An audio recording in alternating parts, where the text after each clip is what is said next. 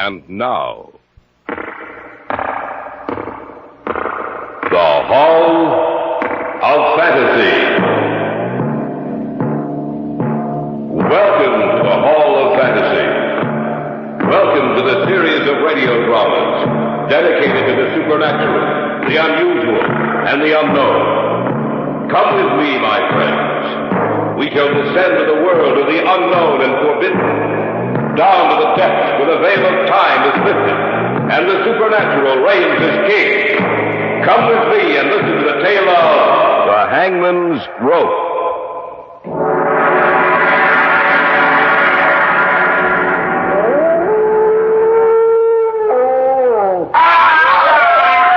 Jim, it came from our right. We better take a look. Yeah. I hope nothing... Arnold! Huh? Look! Hanging from that tree, swinging back and forth. It's a man.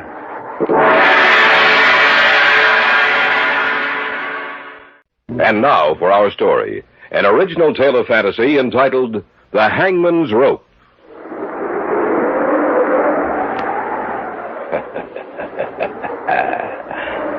There is a legend, you know, a tale about the hangman. For 23 years, the executioner for the crown. Jack Ketch was his name, Governor.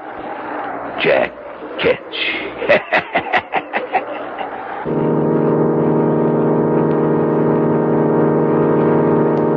I remember we were on our way back from the lake, Jim and Carol and I.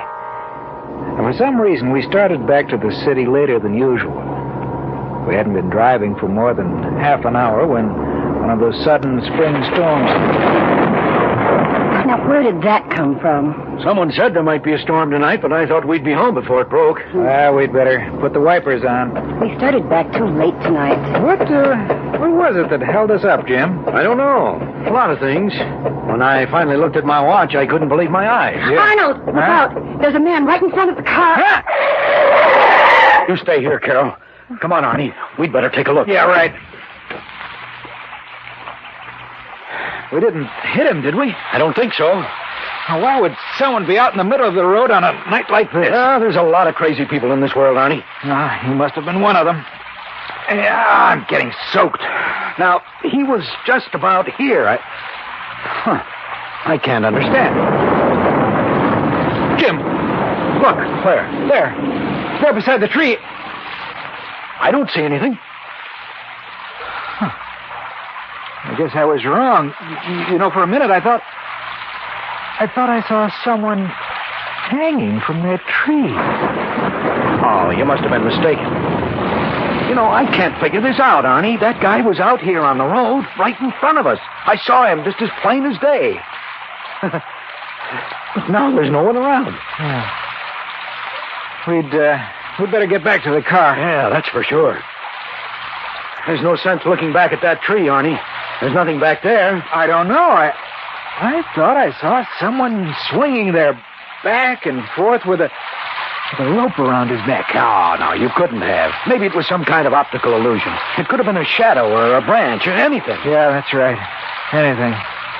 Well, there's the car. Oh, you two must like it out there in the rain. Are you kidding? No, I'm not. All the time that you were out there in the rain, the man you almost hit was talking to me. What did you say? You heard me. Oh, now, sis, wait a minute. I looked back at the car a couple of times. I didn't see anyone talking to you. Well, I don't know what's wrong with your eyes, then. I asked him if we couldn't give him a lift. And he said, no, he only had a little distance to go. Carol, honey, this is the truth.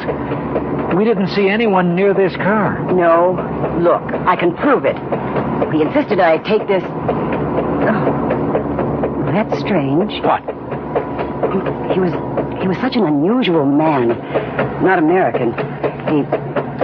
He insisted that I accept a ring from him. Practically forced it on me. I put it in my pocket, and now it's gone. And in its place, there's a funny little piece of rope, shaped like a hangman's noose.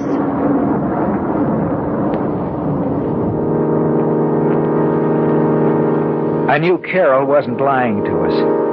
I asked her if she would let me have the little piece of rope. After I dropped them off at their place, I went home, took it out, and set it on the table. I can't explain it, but there was something about that rope which seemed old.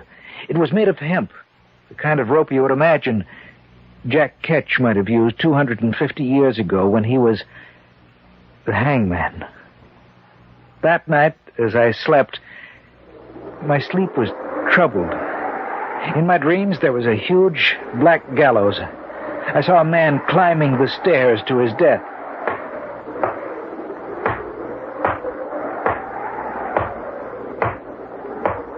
He reached the top and stood there. Standing beside him was a black-hooded man. He raised his hand and the trap door sprung open. There was a scream. And then I saw this man swinging back and forth. His face was hidden from me, yet there was something strangely familiar about him. I felt as if I knew him quite well.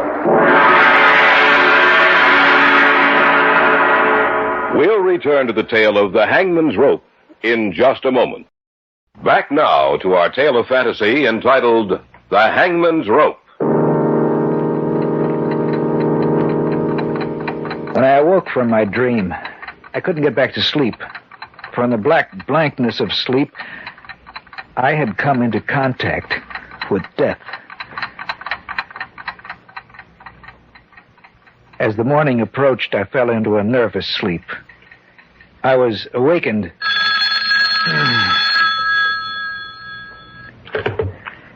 Hello? Arnie, this is Carol. Could you meet Jim and me for lunch today? What time? About 1? I hope you'll forgive me if I don't sound awake, Carol. I just couldn't sleep last night. I didn't sleep either, Arnie. I'll see you at 1. Then I guess I wasn't the only one who missed out on sleep last night, huh? That's right. I don't know what it was, but I had the craziest dream. When I woke up, I couldn't get back to sleep. That's what happened to me, too. What kind of dream was it, Carol? Well, everything was dark and gloomy. I seemed to be watching an execution, an old-time execution, maybe 200 or 300 years old. A man walked up the steps of the gallows. Another man was there with a black hood over his head. He raised his arm. The trapdoor opened, And the man swung back and forth, and there was something familiar about him. Isn't that right? Yes, but how did you know? Because my dream was the same as yours, sis. Exactly the same.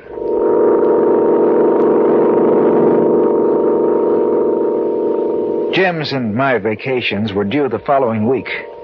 We decided to spend it up at the lake, where his family had a cottage. Carol said she might be able to join us on the last weekend, but not before that. Jim and I left the following Friday night. Well, I can certainly use this vacation. And maybe we can catch a few northerns this time, huh? Maybe. Is your family going to come up here while we're there? No, Carol will be up the last weekend, that's all. Mm-hmm. Well, then I guess we'll have the place to ourselves, huh? Yeah, I guess so. Hey, why are you stopping here? Last Sunday night, this is where we stopped. I'm going to get out and take a look at the side of the road for a minute. Oh, Arnie, why don't you forget about it? I just want to check it, that's all. That's the tree, isn't it? I think so. On that limb. That's where I saw him hanging. Oh, just thinking about it makes me nervous. Come on, let's go back to the car. All right. Carol said that while we were out of the car, she was talking to the fellow we saw. If that's the case, I can't understand why we didn't see him, too. You know, Jim, there just wasn't enough time for him to get away from the car without our seeing him. Unless what? Unless he was never there.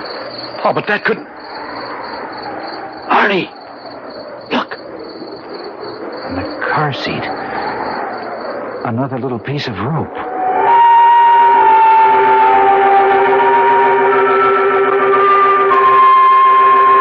Before I could stop him, Jim threw the little noose out into the darkness. A little piece of rope, an inanimate thing, coiled and twisted, which somehow seemed to be alive. We reached the cottage perhaps half an hour later, and though we were both disturbed by what had happened, still it didn't interfere with our sleep. The next day, we went out fishing early, had little luck, and were on our way back to the cottage when the woman who owned the property next door stopped us. Good morning, Mr. Stanley. Oh, good morning, Mrs. Bennett. Out for the weekend? Well, for the next 2 weeks. Oh, excuse me, Mrs. Bennett, this is Arnold Slade. Pleased to meet you, Mr. Slade. Well, thank you. Same here. You must be that young man that Carol's going to marry. Yes, that's right. She'll make you a fine wife, Mr. Slade. Yes. The reason I stopped you, Mr. Stanley, is this. Mm-hmm. There's something strange going on out here. Oh, what do you mean? Well, the constable came by the other day and asked me if I'd seen any strangers here. A couple of people have died over on the other side of the lake. And the constable ain't been able to find out what happened. How did these people die? Well, that's what's so strange about it. Both of them were killed by hanging. Hanging? That's right. Old Mr. Taylor, who lived about a mile down by the shore, he was one of them, and he couldn't hardly walk. They found him swinging from a tree, but he was several feet off the ground, and nobody can figure out how he got up there. What the woman had said frightened me. It seemed as if we were getting deeper and ever more deeply into something from which we would never be able to get away. That night, it was Saturday, Jim and I went out for a walk. It was a particularly dark night. The moon was obscured by clouds, and as we walked along, I could hear the chirping of many crickets, and occasionally a bullfrog's hoarse voice raised in protest. Arnold, this thing has me worried. In what way, Jim? This whole thing. Last Sunday night and today when we stopped by the tree. And then what Mrs. Bennett told us. I've been thinking about it, too. Well, that's strange. What? The crickets have suddenly stopped. It's too quiet. Jim, it came from over there. We better take a look. Yeah. It's too quiet, just as you said. There must be something terribly wrong up here. I hope nothing... Arnold, huh? Look. Hanging from that tree, swinging back and forth. It's a man. What are we going to do? We better cut him down. No. We better call the authorities first. I guess you're right. Come on, Mrs. Bennett's got a phone. If we hurry, we may be able to get out a great deal of help to the authorities. Jim, did you notice how high that branch was? I saw it. Yes? Why, Mr. Stanley, it's you. Mrs. Bennett, may we use your phone? Well, I suppose so. Come in. Thanks. Thank you. But it's in the other room. Thanks. What's the matter, Mr. Slade? It looks like something's happened to upset you two. Well, it has. It certainly has. Constable? Why, what's happened? We were out for a walk. Yes? We heard a scream. I think you'd better get out here right where away. the scream had come from, and hanging from a we tree. found a man hanging from a tree. That's right, hanging. Yes, we'll stay here at Mrs. Bennett's. Yeah, thanks. Oh, what you're telling me the truth, young man? That's the truth, ma'am. Mr. Stanley, is what Mr. Slade told me the truth? I'm afraid it is. Oh, then no one is safe around here. I wonder who it was. What difference does that make, Mrs. Bennett? A man's been murdered. It makes a lot of difference, Mr. Slade. If it was Bill Roberts, then it was just like the other two. I saw him just the other day, and he said someone was playing a joke on him, that he'd been sent a little piece of rope shaped in the form of a noose.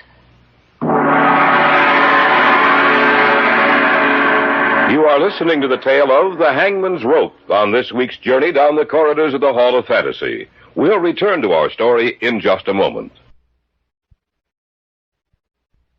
And now, back to our story, entitled The Hangman's Rope.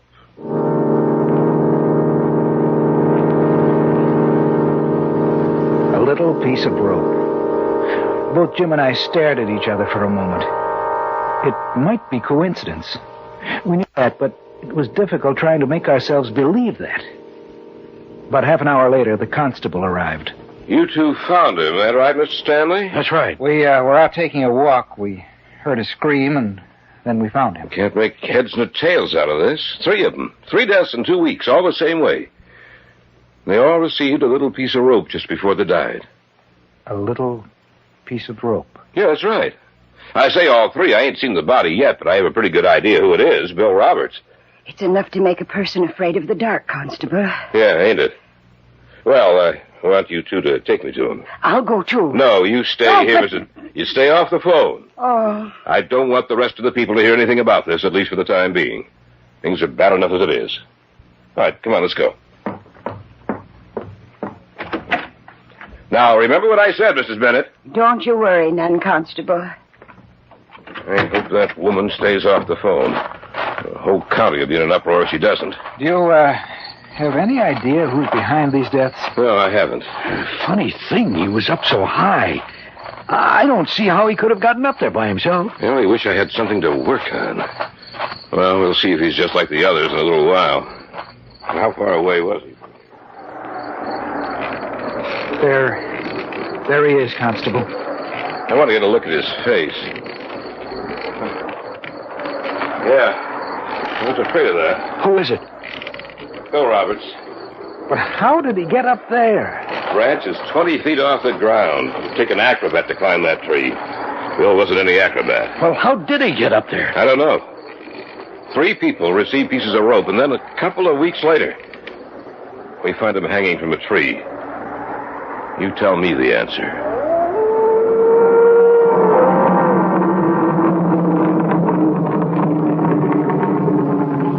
We cut him down, but it took almost an hour to get up on that branch to do it. We put him in the constable's car and drove him back to town. Before he left, we told him that we, too, had received the little gift, the noose of rope, which had been, in 3 instances, the forerunner of death.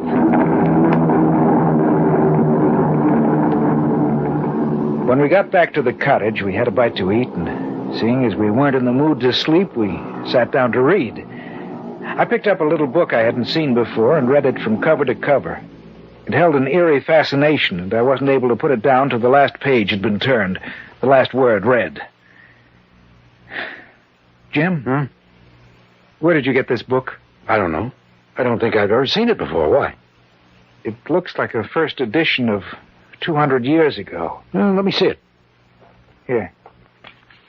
A short history concerning the mysterious reappearance of Jack Ketch, the hangman who served as executioner for 23 years. I've never seen this book before. Well, then how did it get here? I don't know. Jack Ketch.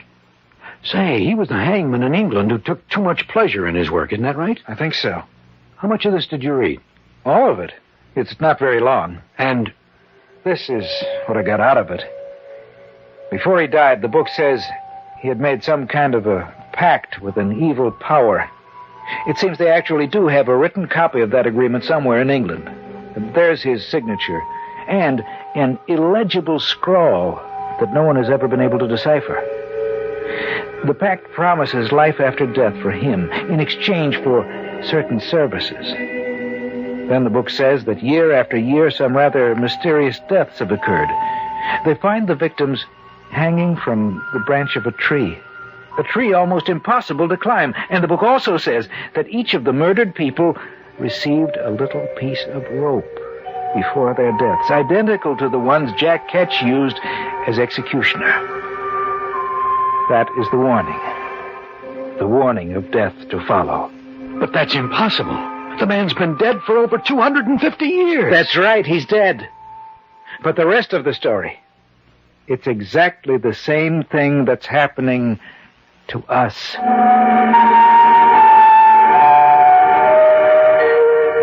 days later, in late evening, the rest of the story unfolded. Jim had gone down to the store to pick up some cigarettes. I'd been down to the shore doing a little fly casting and had started back up to the cottage. I was surprised at how quickly night had fallen. I wished that I'd brought along a flashlight. From somewhere across the lake, I heard the cry of a dog, and the sound of it filtered through and was carried along by the night air. For some reason, I became unaccountably nervous. I stopped walking. I felt someone was watching me. Then from the darkness of the trees, a man emerged. Here now. Where be you going? Well, back up to my cottage. I was doing some fly casting till night came. Any luck? No. I'd better be going. No need to hurry. Why? Nice out here, ain't it? I suppose so. Strange thing, you know. The little creatures. They stopped. Little creatures? That's right, Governor. Crickets and the frogs. They stopped talking. Yes, they have. You frightened me, Governor? Of course not. What are you laughing at? You wouldn't understand it, Governor. Is that you down there, Mr. Slade? Oh, yes, Mrs. Bennett. Do you mind if I join you? No, of course not. Ah, good. I'd better be going, eh, Governor? I'll see you another time. Who are you talking to? I don't know. He just stepped out of the darkness, and there he was. Well, I guess he's gone now. Yes, I guess he is. Where's Mr. Stanley? He went down to pick up some cigarettes. He should be back soon. Well, the constable told me to tell you that he'd be out tonight. Oh, thank you. Would you mind walking me back to my place, Mr. Slade? It's rather frightening out here when it's this dark. I'll be glad to. That man you were talking to, what did he look like? Well, I don't know. I couldn't see his face. He had an accent. It sounded like he might have come from London. Wait a minute. Huh? I can't understand it. The crickets and frogs, they've been starting and stopping all night. They must be afraid of something. Every time they stop... What'd you say? Every time they stop, something happens. Arnold, where are you? I'm walking Mrs. Bennett back to her cottage. Anything wrong? No, I got back from the store and I was wondering where you were. It's just that I have a strange feeling that something is going to happen. Let's go up to our place, Mrs. Bennett. Maybe the constable will want to see you, too. That's a good idea. Land's sakes, Mr. Slade. The strangest things have been happening out here lately. Arnold! We'll be right there, Jim. Well, there's someone up here now. I thought I went... Jim! Something's wrong, Mr. Slade. I don't know. Jim! What's the matter? Answer me!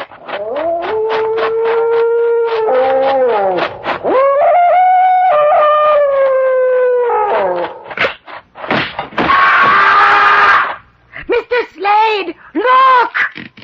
Oh, hanging from that tree. It's Mr. Stanley.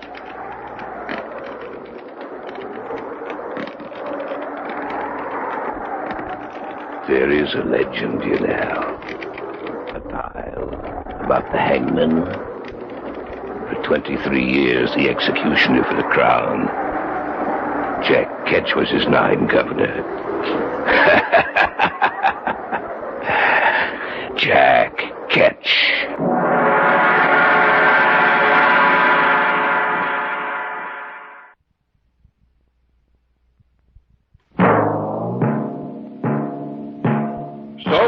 Tonight's tale of the unusual, the terrifying, the unknown. Join us again when next we journey down the corridors of the Hall of Fantasy to hear another strange tale of the supernatural.